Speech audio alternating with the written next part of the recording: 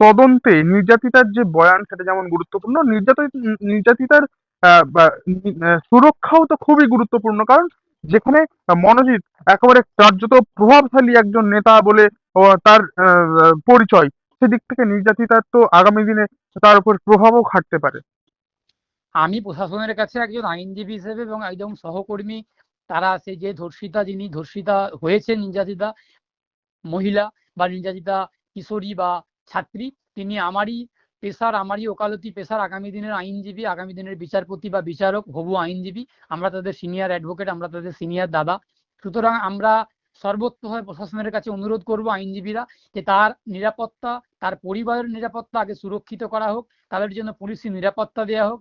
এবং আমার এই জায়গাতে খুব আশঙ্কা হচ্ছে, যারা অভিযুক্ত যে তিনজনকে গ্রেপ্তার করা হলো, মনোজিৎ মিশ্র থেকে শুরু করে, জেব আহমেদ থেকে শুরু করে, আর একজন সৌপ্তিক বা সৌমিক বা প্রমিত কেউ একটা আছেন, প্রমিত হ্যাঁ প্রমিত, হ্যাঁ প্রমিত মুখোপাধ্যায় বা এরকম হুম। তিনজন আছেন, একজন কালীঘাটের, একজন হাওড়ার, একজন কোথা কলকাতারই বাসিন্দা। এদেরকে না কোনো কারণে মৃত্যু, এদেরকে কোনো কারণে যেন এনকাউন্টার না করে দেয়, বা এদেরকে কোনো কারণে যেন মেরে পুলিশ যেন খুন না করে দেয়।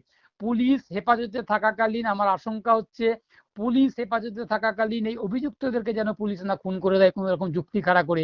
তার কারণ এর পেছনে খুব এর বড় নেপথ্যে মাথা কাজ কি বড় করছে। কিছু রয়েছে? এর মধ্যে কি তাহলে একইভাবে লার্জার এর কনস্পিরেসি বলা যায়? পেছনে বড় মাথা আছে। এর পেছনে যেহেতু মনোজ মিশ্র নিজে তৃণমূলের একজন প্রভাবশালী, তৃণমূল কংগ্রেস ছাত্র পরিষদের একজন প্রভাবশালী নেতা, এবং তার বাড়ি কালীঘাটের টালির আশেপাশে তার বাড়ি। সুতরাং এই মনোজিৎ মিশ্রকে পুলিশ খুন করে দিতে পারে, এই আশঙ্কা আমি করছি। আমি আইনজীবী শেখ বাবুল্লাহ এই আশঙ্কা করছি।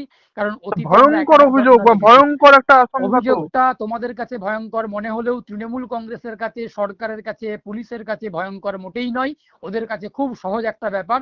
আমি প্রশাসনের কাছে, বিচার ব্যবস্থার কাছে অনুরোধ করব, অভিযুক্তদের যেমন নিরাপত্তা সুনিশ্চিত করা হয়, অভিযোগকারিনী ধর্ষিতা তারও যেন সুরক্ষা, তার নিরাপত্তা যেন সুনিশ্চিত করা হয়, তার পরিবারের নিরাপত্তা যেন সুনিশ্চিত করা হয়।